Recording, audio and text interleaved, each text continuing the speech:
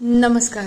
आजच्या एपिसोडला जर मी शॉर्टमध्ये एक्सप्लेन करायला जाऊ तर इकडे मोहिनीचं जे काही सीन असतो ते एक नंबर भारी होतं आणि त्यासाठी तिच्या पायातून रक्त निघणार आहे आणि या सगळ्यामुळे आरकेला वाईट वाटतं की नाही याचं थोडंसं कन्फ्युजन आहे, कारण की त्याचं रिॲक्शन आणि ॲक्शन थोडे मॅच होत नसतात.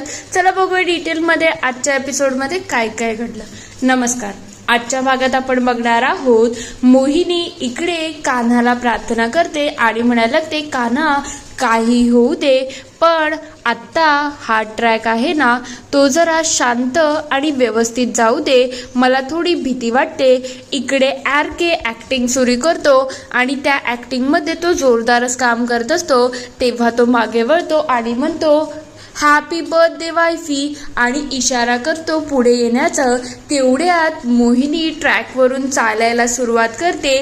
ती 1 सेकंदासाठी अडथळते पण ती तरीसुद्धा स्वतःचा तोल काही जाऊ देत नाही आणि लगेच आरकेच्या हातामध्ये हात देते. आरकेला हे बघून थोडं वाईट वाटत असतं पण मोहिनीने तिचं काम फायनली परफेक्ट केलेलं असतं.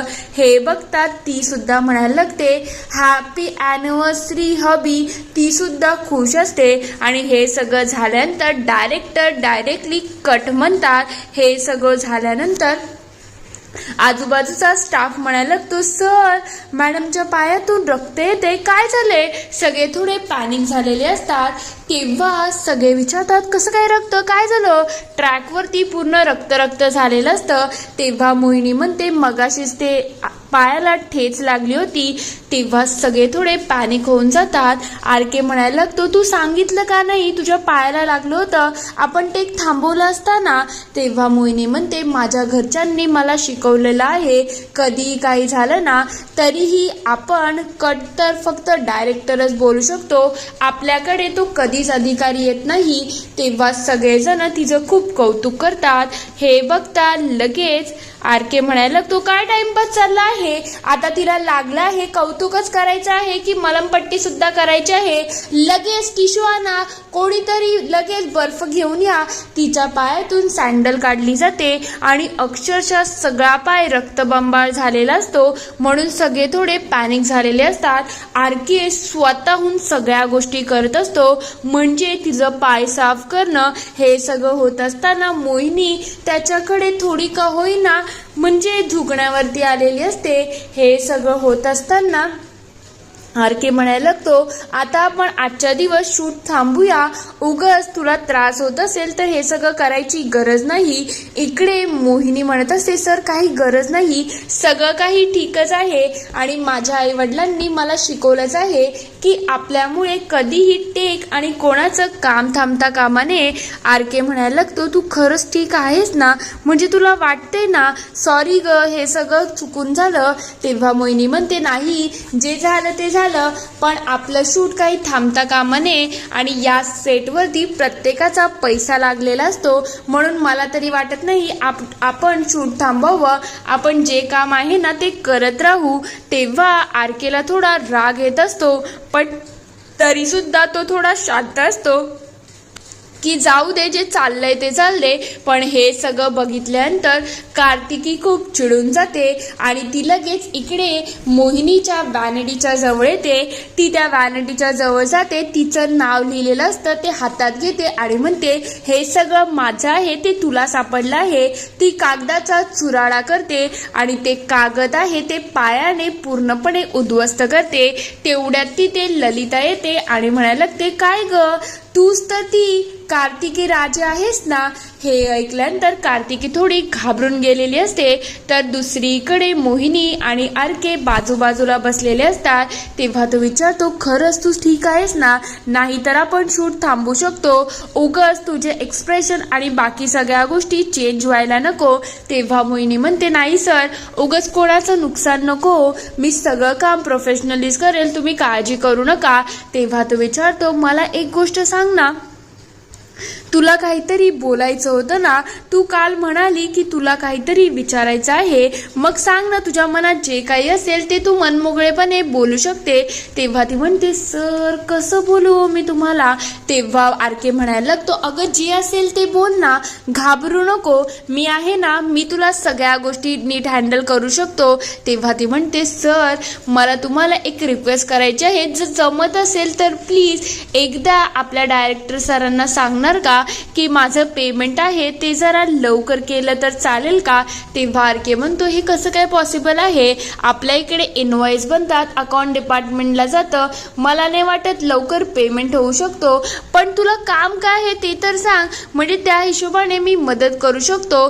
तेव्हा ती म्हणते, सर काम तर असं आहे की माझ्या आई वडिलांची 25वी ॲनिव्हर्सरी येते आणि त्यासाठी आम्ही विचार केला आहे त्यांचं पुन्हा लग्न करावं. तेव्हा आरके म्हणतो, अच्छा असं आहे का? हे तसंही खूप ट्रेंडिंग आहे ना, त्यामुळे तुझी करायची इच्छा असेल ना? तेव्हा ती म्हणते, तसंच काहीतरी सर तुम्ही समजू शकता, पण खरं म्हटलं तर मला माझ्या आईसाठी एक मंगळसूत्र बनवायचं आहे, त्याचसाठी माझी एवढी धडपड सुरू आहे.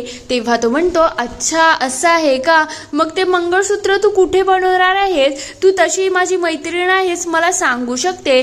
तेव्हा ती म्हणते, सर मी विचार केला आहे, आमच्या इथे एक पेढी आहे, तिथून मंगळसूत्र बनवेल. तेव्हा आरके म्हणतो, नको नको, या सगळ्याची गरज नाही, माझ्या मित्राचं एक दुकान आहे, तू तिथे माझ्या बरोबर चल, आपण तिथे जाऊन मंगळसूत्र बनू. तेव्हा ती म्हणते, ठीक आहे सर, काही हरकत नाही, पण ते थोडं महाग असेल ना?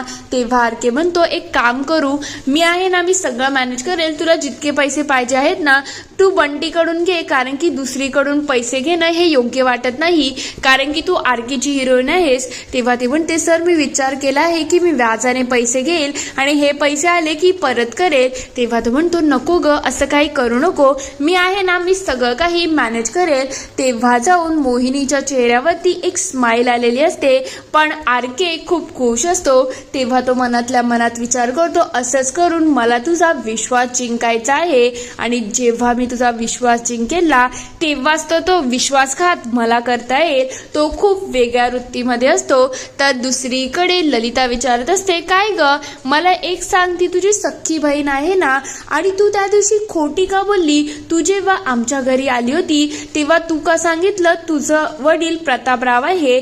तेव्हा ती म्हणते, मी लायर नाही आहे, मी जे काय बोलते ते खरंच बोलते, माझे वडील तिथेच राहतात आणि हे लोक मला भेटू देत नाही. तेव्हा ललिता म्हणते, असं कसं? तुझी सख्खी आई तुला तुझ्या बाबांपासून दूर करते, हे काही बरोबर वाटत नाही ना?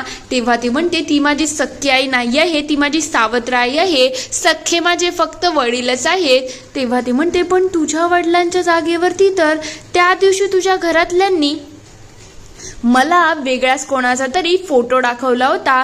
तेव्हा ती म्हणते, पण ते माझे घरचे नाही आहेत, खरं म्हटलं तर हे लोक माझ्यावरती जबरदस्ती करतात आणि याच्याचमुळे हे सगळ्या गोष्टी घडतात. मला यांच्याबरोबर राहायचं सुद्धा नाही, पण यांनी मला अडवून ठेवलं आहे. तेव्हा ती विचारते, मग मी तुझी मदत करू शकते बाळा, तू जे काही असेल ते स्पष्टपणे बोलू शकते, माझ्याजवळ त्यांचा नंबर सुद्धा आहे, तुला बोलायचं आहे का? तेव्हा ती म्हणते, माझ्याकडे त्यांचा नंबर होता, पण मला कॉन्टॅक्ट करायला पूर्णपणे बंदी आणली आहे. माझा फोन आता मी तुम्हाला कसं सांगू, ही खूप मोठी स्टोरी आहे. तेव्हा ती म्हणते, अगं तू मला सांगू शकते, माझ्यावरती विश्वास ठेवू शकते, मला माहिती आहे तू खरी आहेस आणि तू खऱ्या मनाने सगळ्या गोष्टी करते. खरं म्हटलं तर तुझी बहीण हे सगळं डिझर्व करत नाही, हे सगळं तर तुला भेटायला पाहिजे होतं. काय माहिती आरकेने तिला का रिकमेंड केलं? खरी तर हिम्मत आणि खरी टॅलेंट तर तुझ्यामध्ये दिसतं. तेव्हा हे ऐकल्यानंतर कार्तिकी खूप खुश झालेली असते. तर दुसरीकडे डायरेक्टर इकडे शॉट सुरू करतात आणि या दोघांचा इतका रोमॅन्टिक आणि इतका छान डान्स होतो की आरके सुद्धा 2 मिनिटासाठी स्तब्ध होऊन जातो. तेवढ्यात सगळेजण एक दुसऱ्याला कॉंग्रॅच्युलेट करतात आणि सगळे खूप खुशच असतात. आरके लगेच मोहिनीला जवळ बोलवतो आणि म्हणतो, बघ बघ कसं झालं आहे. तेव्हा सगळेजण क्लॅप करायला लागतात की किती मस्त टेक झाला आहे, 1 शॉटमध्ये सगळं व्यवस्थित झालं. तेवढ्यात डायरेक्टरला एक कॉल येतो आणि ते सांगायला लागतात, अरे तू हिरोईन शोधत होता ना, ही मी सांगतो ना आरकेची जी हिरोईन आहे ना ती खरंच खूप भारी आहे, वन टेक आर्टिस्ट आहे रे, आणि तिचे इथे तिचं काम खरंच खूप भारी आहे, टॅलेंट आणि ॲक्टिंगमध्ये थोडी 19-20 असेल पण बाकी सगळ्या गोष्टी एकदम भारी आहेत. आणि मी सांगते ना आरकेला हिने खाऊन टाकलं आहे, एवढी भारी ॲक्टिंग केली आहे ना तू विचार सुद्धा करू शकत नाही. मी सांगतो तू एकदा तिला रिकमेंड करच आणि एकदा तिची ॲक्टिंग बघ, तुला स्वतःही आवडेल. फोटोजेनिक चेहरा आहे. हे सगळं झाल्यानंतर आरके बाजूला येतो आणि इकडे डायरेक्टर भरभरून मोहिनीचं कौतुक करायला लागतात. तेव्हा ते म्हणतात, तू आता इतक्या वर्षानंतर इंडस्ट्रीमध्ये आली आहे, ही तर तुझी सुरुवात आहे, खूप मोठी ॲक्टर होशील तू. तेव्हा लगेच तिची आई म्हणायला लागते, नाही हो, तिला ॲक्टिंगमध्ये काही मात्र इंटरेस्ट नाही. तेव्हा डायरेक्टर म्हणतात, तिला इंटरेस्ट असो की नसो पण मला खात्री आहे की या गोष्टी पुढे जाणार आहेत आणि ही खूप मोठी ॲक्टर होईल, हा माझा शब्द आहे. एवढ्या वर्षाचा अनुभव आहे, तो असाच काही बोलला जात नाही. तेवढ्यात आरके इकडे बंटीला बोलवतो आणि म्हणायला लागतो, त्यांना इतका वेळ तात्काळ ठेवू नको, एक काम कर, त्यांना जरा बसायला सांग. मोहिनी थोड्या काळजीमध्ये असते कारण की डायरेक्टर तिचं भरभरून कौतुक करत असतात पण आरकेला फारसं ते काही पटत नसतं. तेवढ्यात तो बंटीला जवळ बोलून सगळ्या गोष्टी मॅनेज करायला लागतो आणि म्हणायला लागतो, तुम्ही जरा बाजूला बसता का, म्हणजे कसं तुम्हाला त्रास व्हायला नको. तेवढ्यात तिथून एक स्पॉट बॉयला तो आवाज देतो आणि म्हणतो, काय रे तुला ॲक्टिंग करायला आवडते ना. तेव्हा तो म्हणतो, हो साहेब मला खूप आवडते, सर सांगा ना तुमच्याकडे कोणता रोल असेल तर मी नक्कीच करेल. तेव्हा तो म्हणतो, हे बघ एक रोल आहे आणि आजच्याच तुला करायचं आहे, हे ॲडव्हान्स पैसे आहेत ते घे आणि बाकीचं काम झाल्यानंतर मी पैसे देईल. हे ऐकल्यानंतर तो काम करायला तयार होऊन जातो. इथे एपिसोड संपतो.